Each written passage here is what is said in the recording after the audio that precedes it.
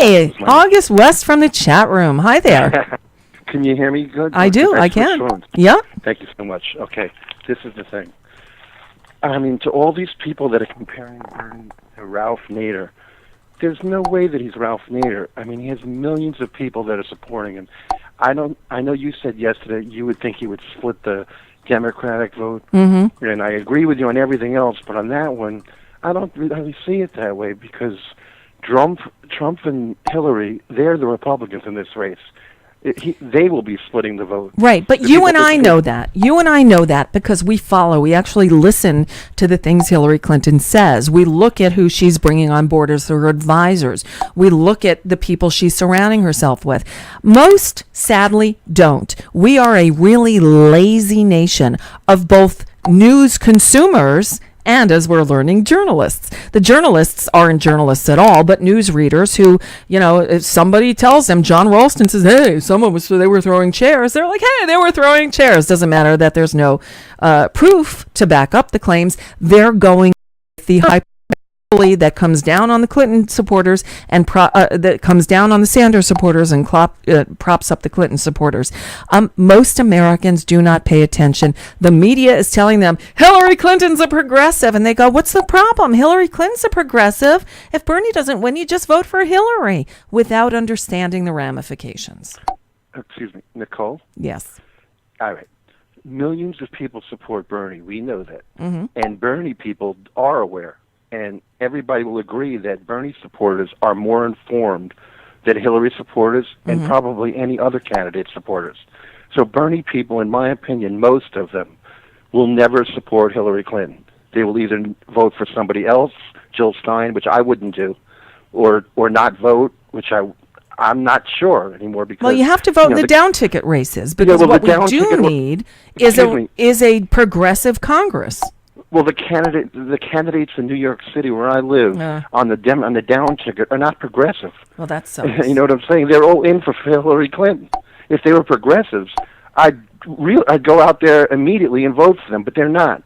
They proved that in my neighborhood. What they said about Bernie Sanders at a Hillary rally where I live, they called him bullshit. Excuse my language. It's fine. They also, they said, "What has he ever done?" At a rally, on video, on YouTube. Yeah, and so you notice how they never report on those things. All we hear about is the Bernie bros and how bad they are. I'm reporting on it because I live here. Yep. And I saw my representatives where I live, who I voted for blindly, because I never really looked into all this stuff. They support Hillary Clinton, which tells me that they are Wall Street Democrats also. So why would I want to vote for them? Right? Anyway, please, if I can just get, because I know you want to get to Howie Klein, and I want to listen to him, because I'm in a different room. I can't even see you right now, and I want to get back to seeing you. But all I'm saying is he is not a Ralph Nader. He has millions of Democratic voters that will stay with him. Still Sanders, never Hillary. And independents, when they are allowed to vote, it is shown, will vote for Bernie Sanders, even over Donald Trump. They won't. Even Republicans and Republican independents, they will not vote for Donald Trump. He's too extreme and unknown.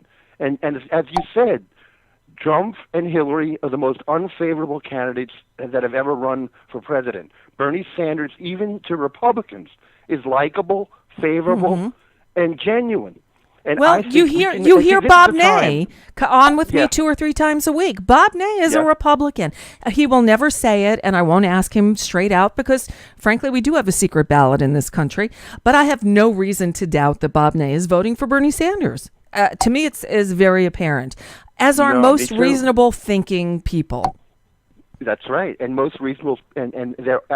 Although I do think there are a lot of dumb voters in this country, I think there are most reasonable people, and also, even if she's not indicted by the time we have to vote, I think the time is now for Bernie Sanders because he's been treated so unfairly by the DNC, and it's so blatant, especially after what we just saw in Nevada. He has to. I think Joe Scarborough, as much as we hate him, he was correct yesterday. He was so correct to say, when they treat you that unfairly, it's time to run independent. I don't think he should choose Jill Stein because that would hurt him.